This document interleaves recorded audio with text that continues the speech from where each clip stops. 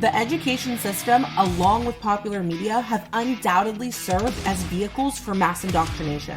I honestly believe that they're responsible for raising up this godless generation. We can't stay stuck on the failures of yesterday, and we can't wait until tomorrow to start.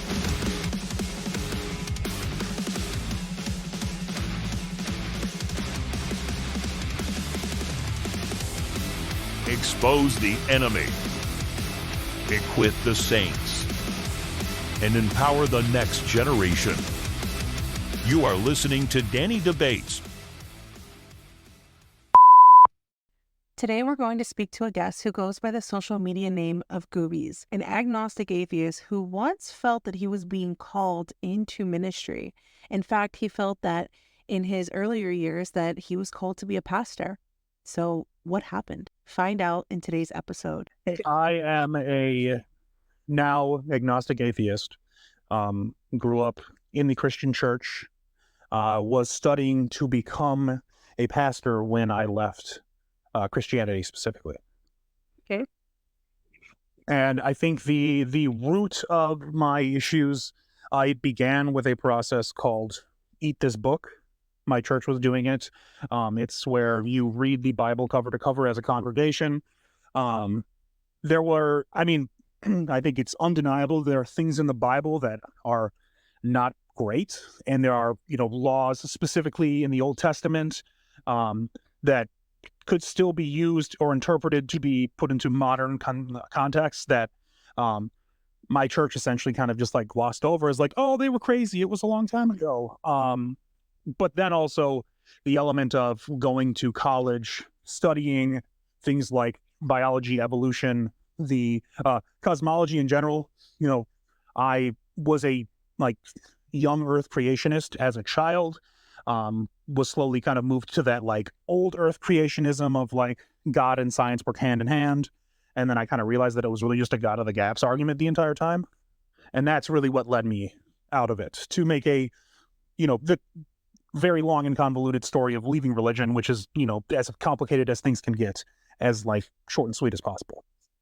Yeah, thank you. Thank you for sharing that. Quick question. So you said you were studying to become a pastor and then you guys read from cover to cover together. I might have missed it, but what was it within that experience that then caused you to walk away? I know you said you started studying other things, but between there.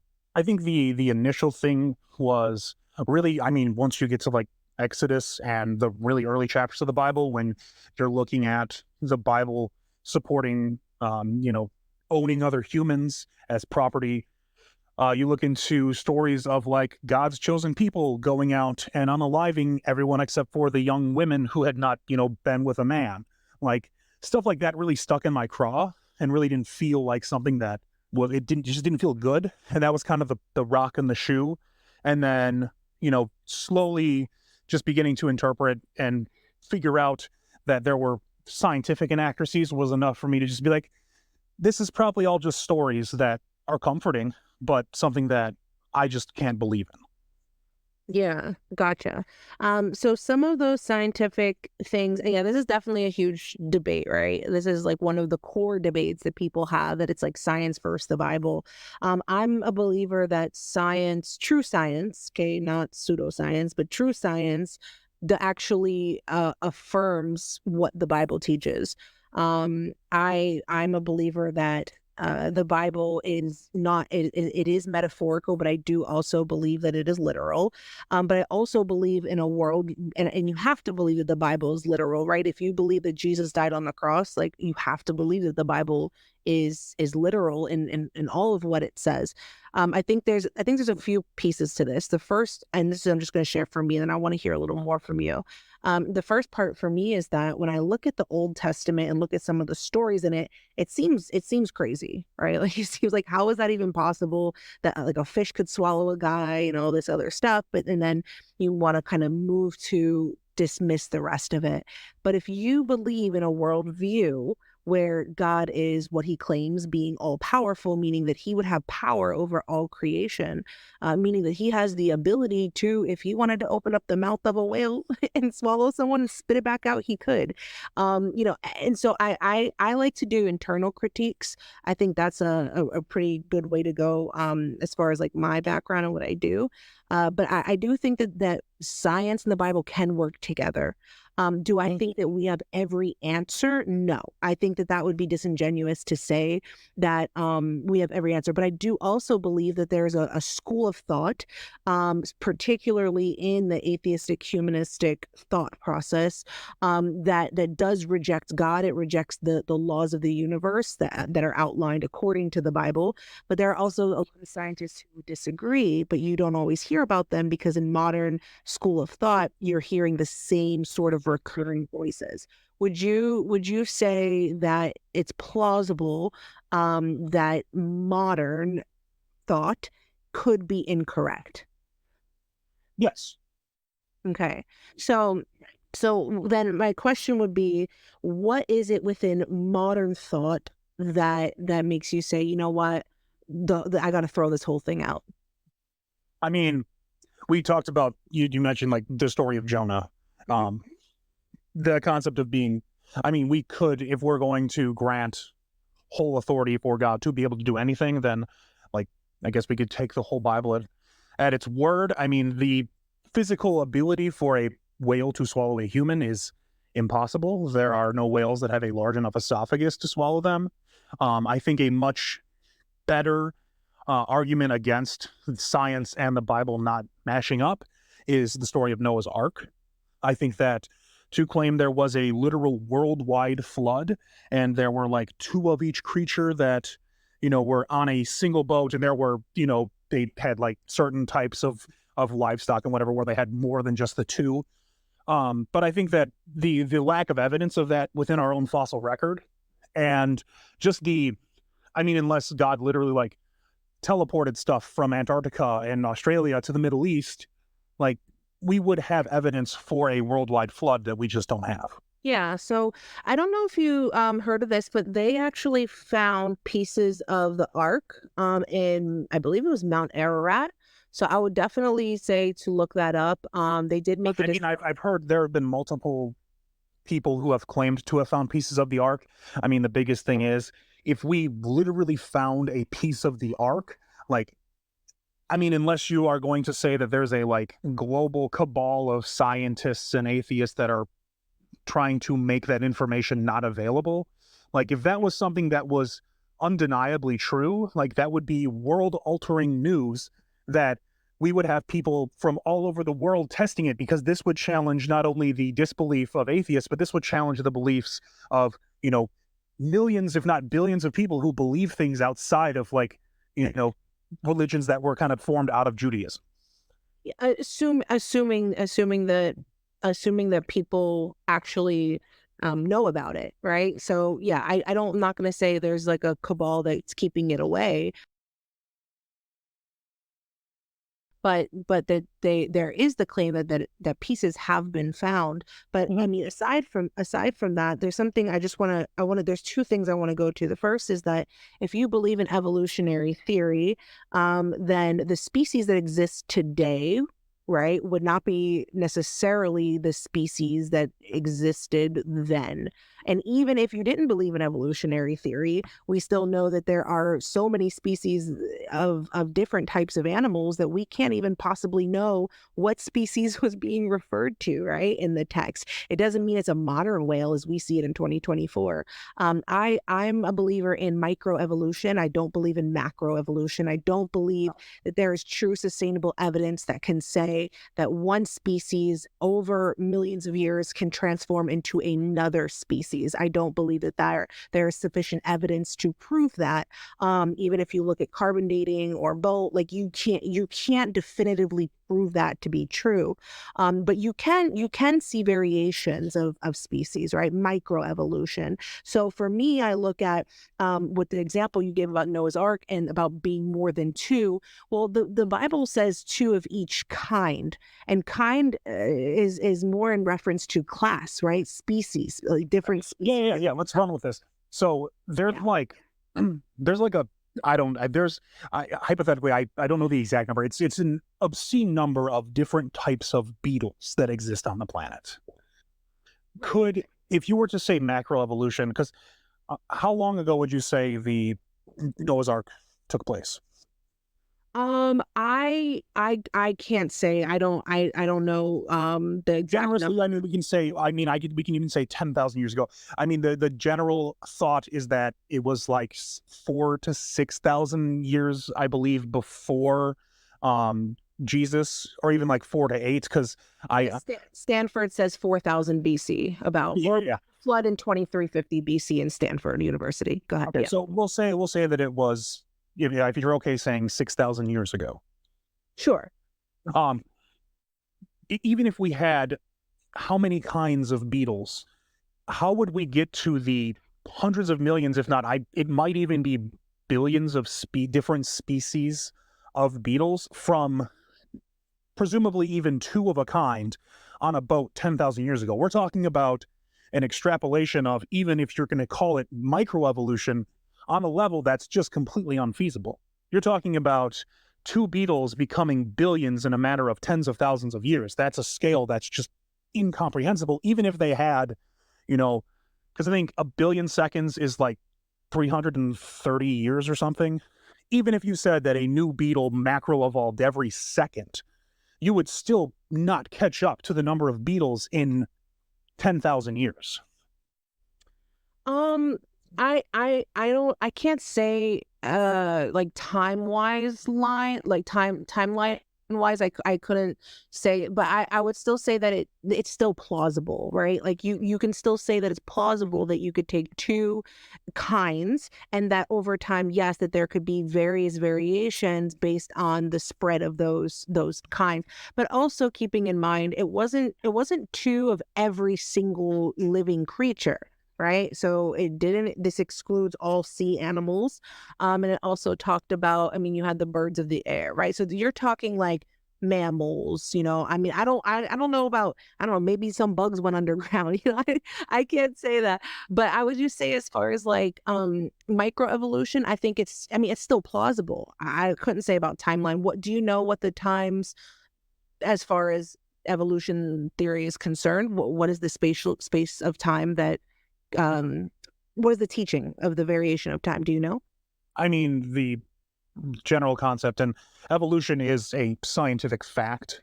You can say that it's a theory, but a theory in science is dramatically different. It's the same, like evolution is as proven as things like gravity and germ theory. You can say what you want, but evolution is a fact and it's true. There's sure. In theory in science, yeah, I understand that theory in science is considered fact, but I don't believe that it's a fact, because I don't believe you can truly hold it up with substantial evidence to truly say that you've given it the scientific process. What would you say would be sufficient evidence for you to believe in macroevolution? Well, first observation, like that's the first step, right? You have to be able to observe. Can any person honestly say that they've observed one species transform into an entirely different species? Can you say that? I believe so. I believe that we've experienced speciation with forms of insects in college laboratories. I could be wrong about that, but I believe reading an article that said that they had, and this took, for bugs that have a lifespan of a matter of weeks, this took like decades, if not over a century. But we reached a point where 2 beetles that were in one lab became 2 completely different species of beetles, and we literally saw. Was there genetic manipulation? I don't know if it was exact. Genetic manipulation, and like maybe they like DNA, crossing DNA. Because if that's the case, then sure, that's plausible. But I'm talking about, because according to evolutionary theory, it's natural selection. It's a natural process. So have we ever observed a natural process of one species become another? I'm not entirely sure. I think that's a very, a difficult bar to even try to cross because of the way in which we classify species. Fact, right? So if according to evolutionary theory, it's fact. You said theory is fact. So if it's a fact, then there should be substantial evidence, starting with the first part of scientific theory, which is observation. So scientists have observed speciation in the field and in a laboratory. So they were able to study male cactus finch in the Galapagos, and they mated with a local ground finch.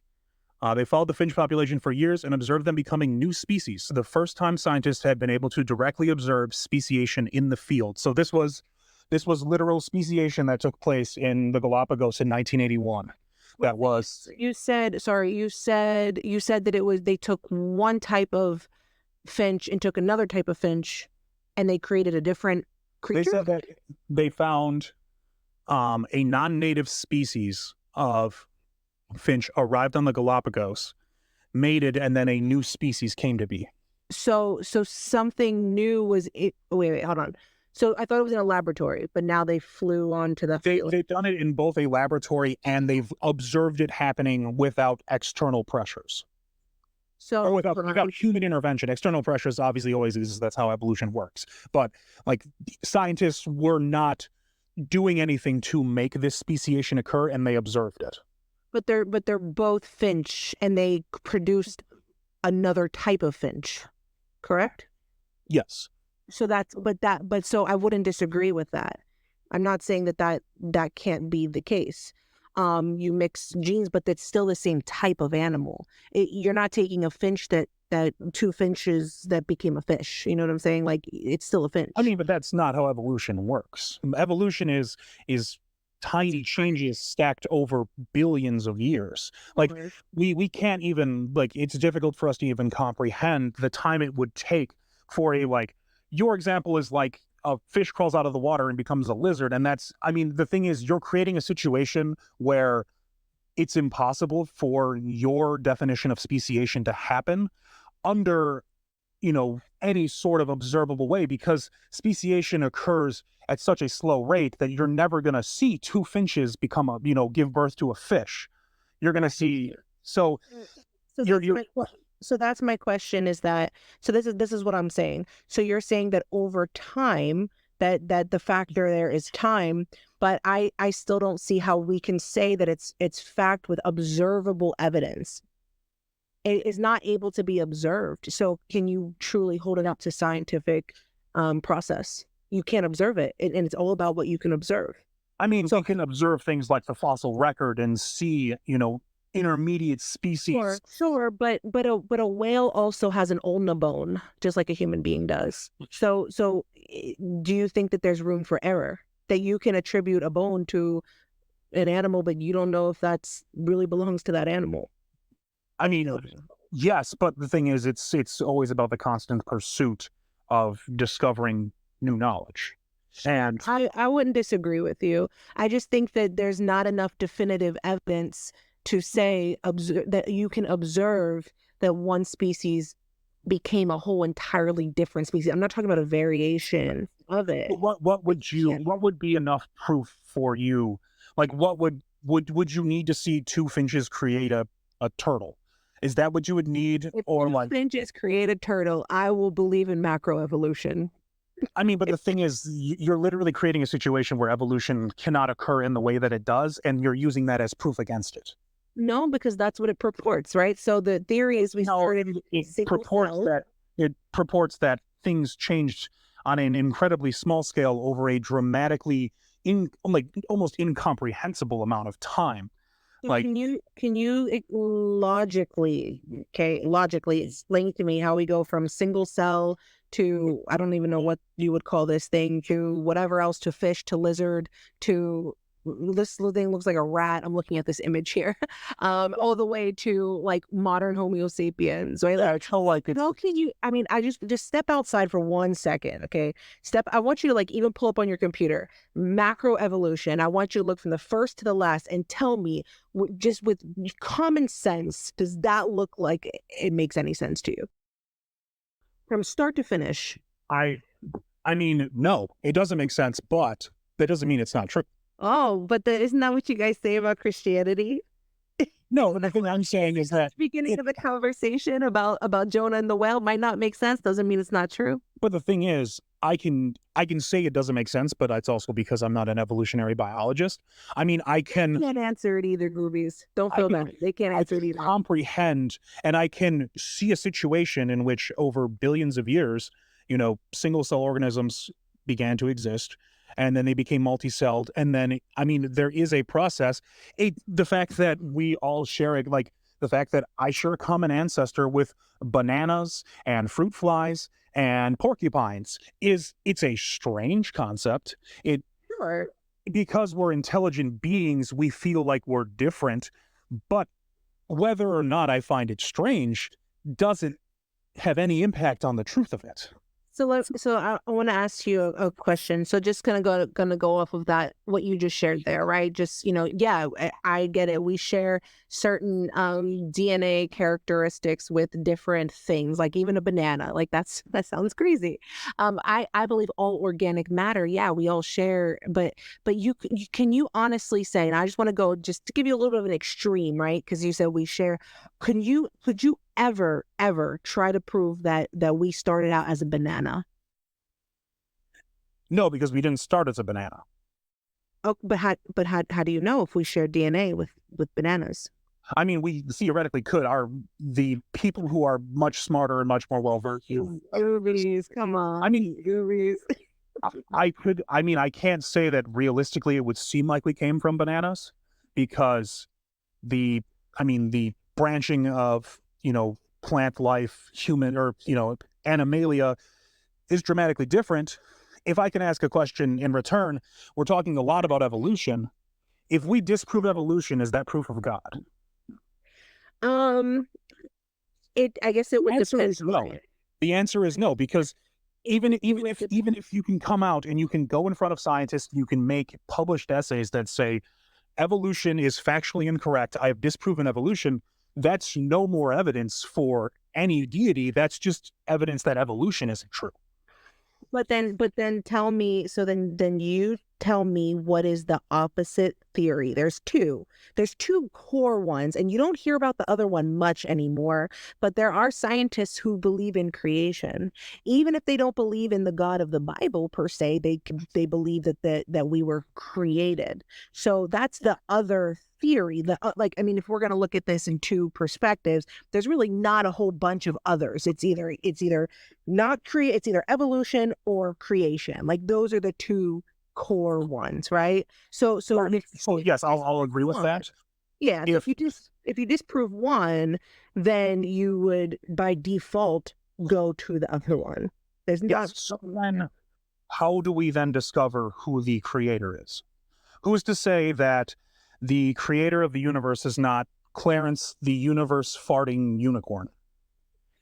I mean, it's hypothetical where there's a all-powerful unicorn that has the ability to fart universes and life into existence.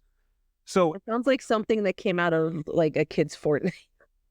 But I mean, the thing is, there is as much, I would say, like real and legitimate evidence for Clarence, the universe farting unicorn, as there is for any claim of a god. Because I would disagree, because first of all, we have to look at the fact that there's how many Christians in the world, and I'm not going to say that they're all actually Christians, but if you look, I've just looked up the statistic for right now, August 2024, there are 2.4 billion people worldwide who claim to be Christians. That's a lot of people. Okay, how many Muslims are there?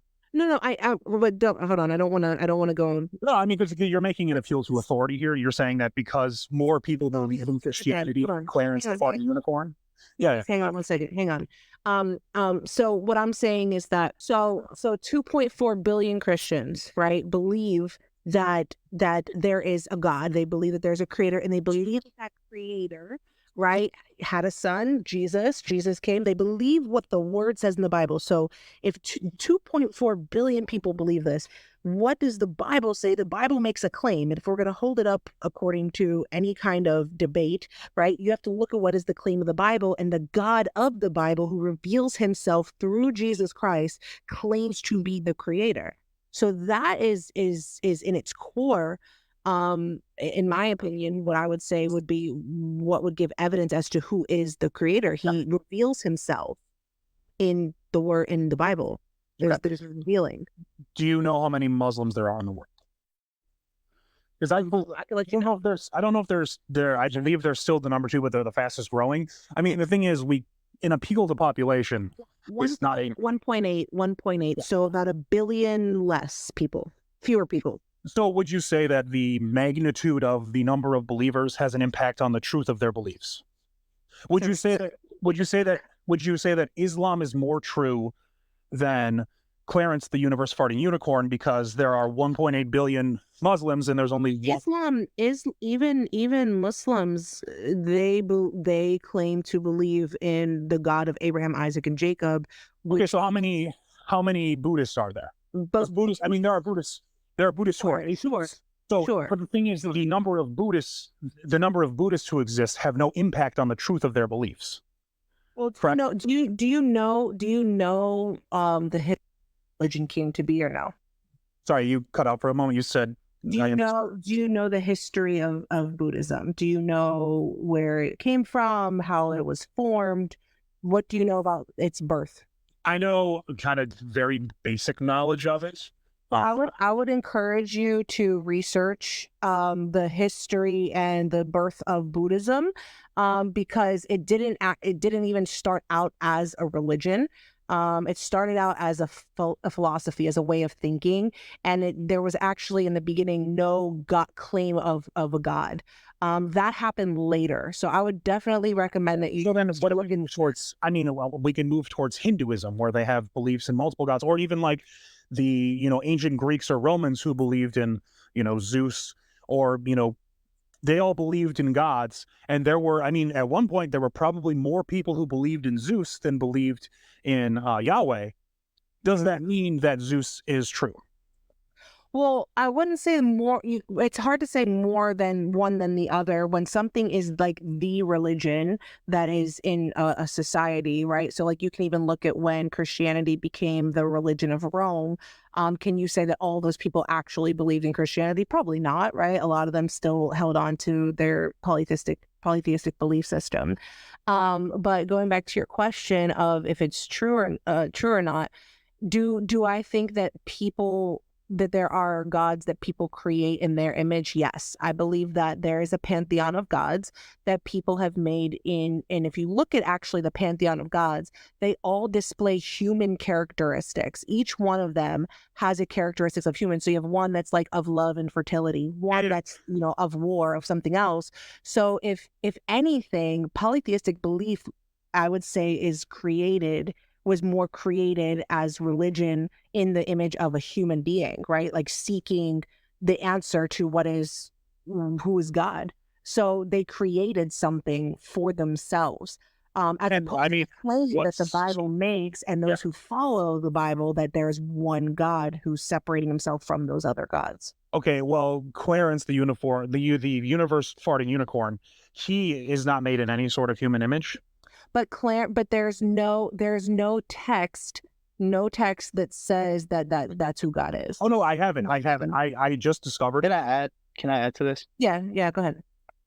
No, go ahead, Clarence. I'll let you finish. He's Gooby. It's not Clarence. Clarence. I'm sorry. But I mean, the only thing different between Clarence the universe farting unicorn is that he's a new concept of a god. And who's to say that I won't someday convince the vast majority of the world population? It's unlikely. But who's to say that it's not going to happen, that suddenly in 10,000 years, instead of the vast majority of humans reading Bibles, the vast majority of humans are reading the Holy Book of Clarence it's buried in my backyard. I just dug it up this morning.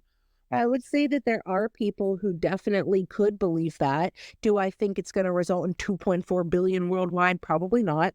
But I do think that you have to also look at what those people claim, and out of those 2.4 billion people, and I know that a lot of people, when they debate this, they don't like to hear this, but you can't separate one from the other, because yes, what we go through, our experience does inform our belief in a lot of ways, and a lot of them have had an experience with God. It's experiential. They have a testimony. There is something. So speaking of testimony and experience, I don't believe it exists anymore because it was long ago.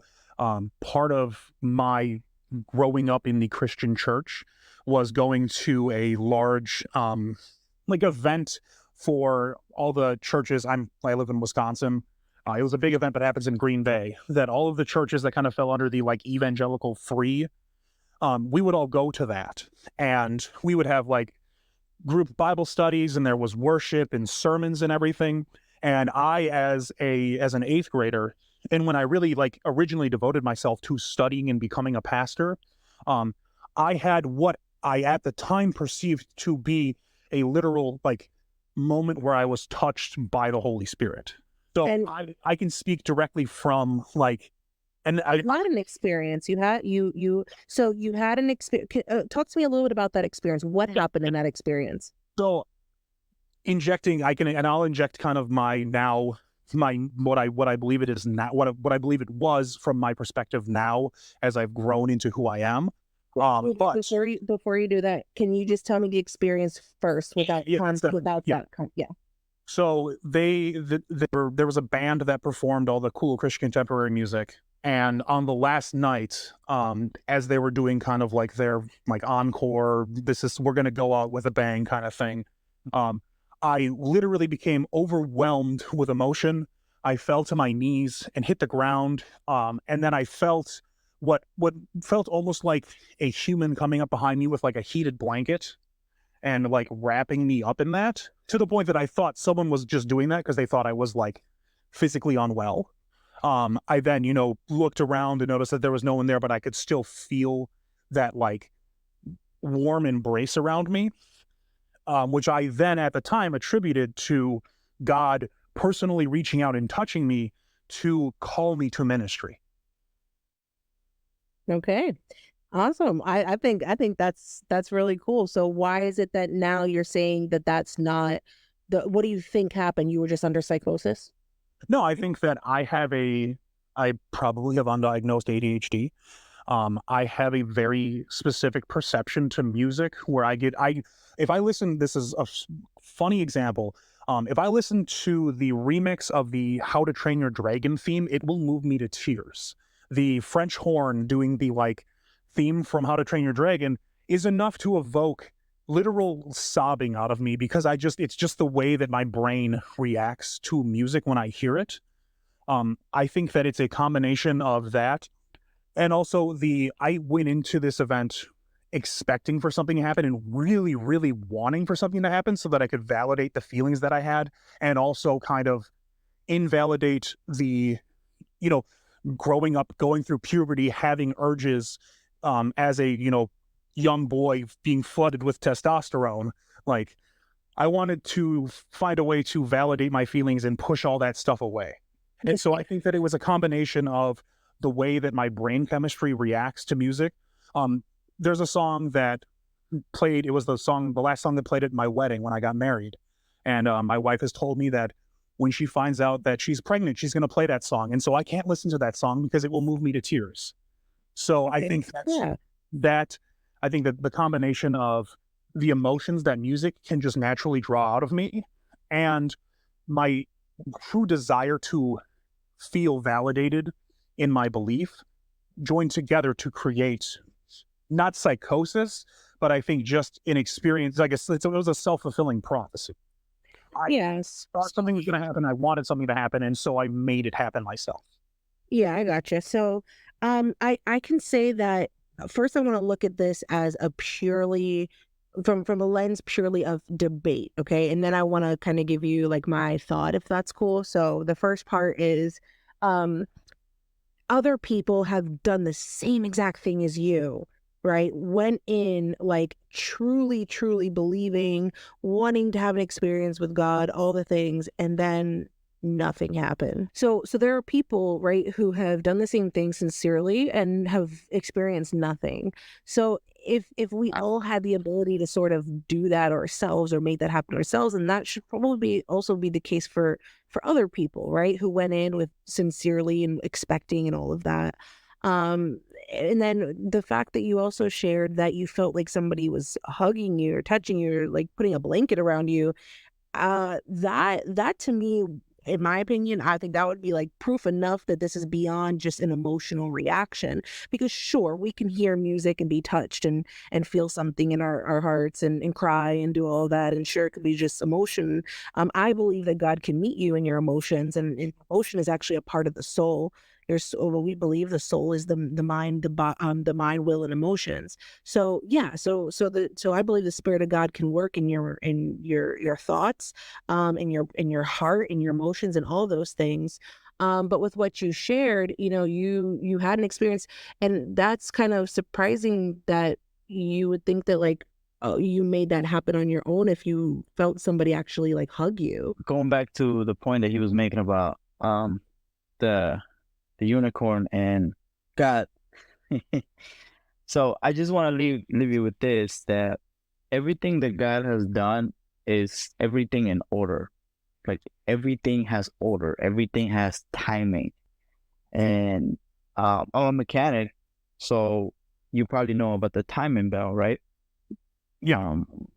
So you have to align that with the exact dots. Like it has to be on the core. Like you can't miss one teeth.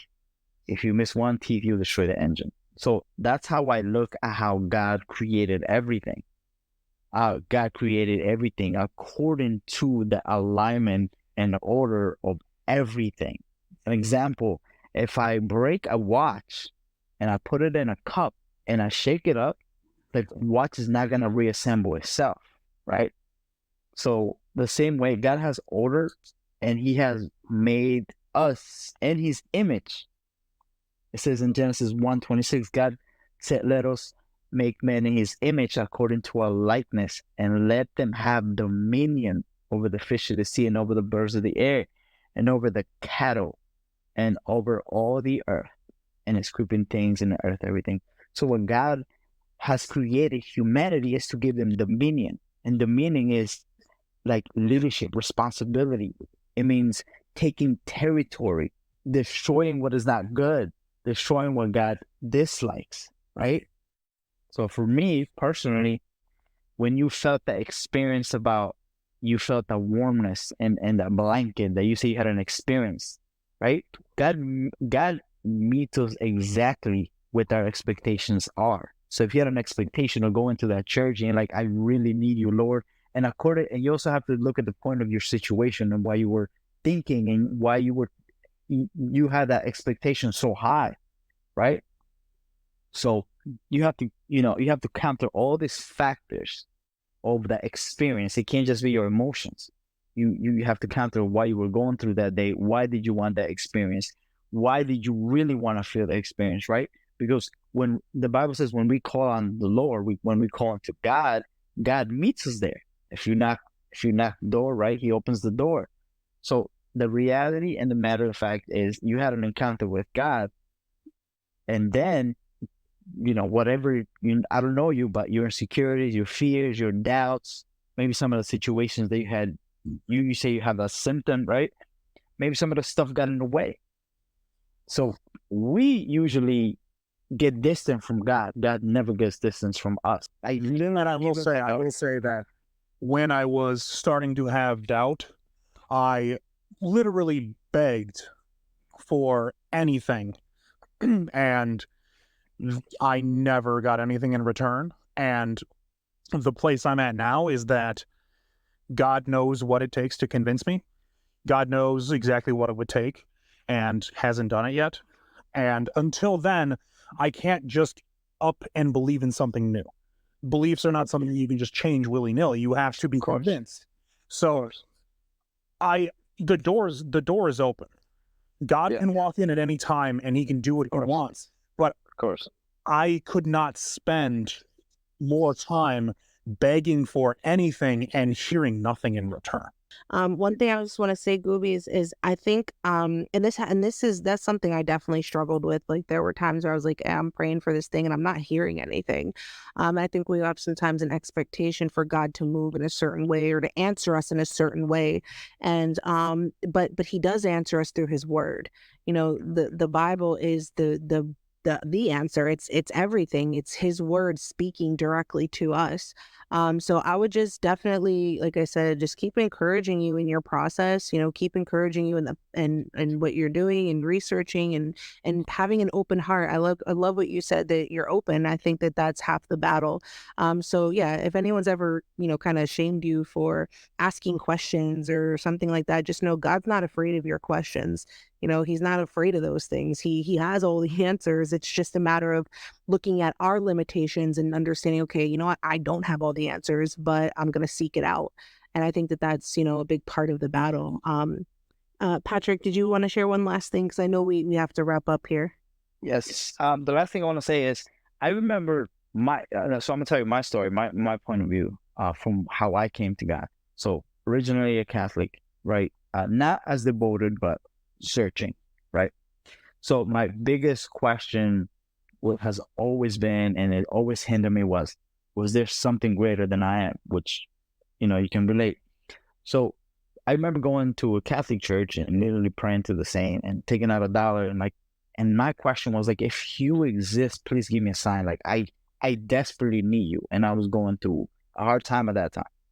So I asked him, I desperately need you. I do not understand the world. I do not understand this. I don't understand that. I need you to answer these questions. So I give him like a really hard task. Like I literally give him a bunch of things. I'm like, you have to do this for me. Just this one thing, this other thing, and just these things have to align. I need to believe. And he did all those things and aligned all those things, and everything came into conclusion, like everything. And he did that. And my next move was, I still don't believe. I need you to do this. So sometimes God proves to us that he's real, but sometimes we're still stuck on that. Oh, I need more and I need more. So sometimes, like you talked about the core beliefs, right? Sometimes the way we can change our core belief is to raise a question and say, okay, how many times have God saved my life? How many times have I had, a meal, and all these little things that we don't even examine every day, right? Like I come from a third world country. Like for us was survival mode. When I came here, it was more of like, okay, like I can live now. I'm going to thrive. So for me, every little detail of my day, I thank God for. Why? Because in my third world country where I came from, I didn't have that stuff. So I acknowledge that there's a God greater than I am, because what I have now, I have it in multiplication. I have it a lot. So just raise the question and ask him, hey, listen, I have a question. I need you. I want you to fill me. Whatever your question is. And just, he'll come through. He comes through people, through nature, through birds, whatever your concern in your question is. Just ask him. And don't give up and just continue in the pursuit.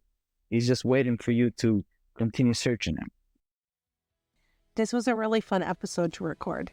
And the reason is because we are truly called to meet people where they are and speak as they will understand. As you notice in today's episode, we really didn't get too much into different scriptures or debating the scriptures within the Bible. I approached today with the same reasoning that our guest was using to try to defend why evolution made sense. So as the conversation continued, he slowly started to realize own logic was actually used against him. Just remember, it's okay to speak the language of other people. Our goal is to reach people for the kingdom. I ask you all to keep Goobies in your prayers, and hopefully one day he will answer his pastoral call.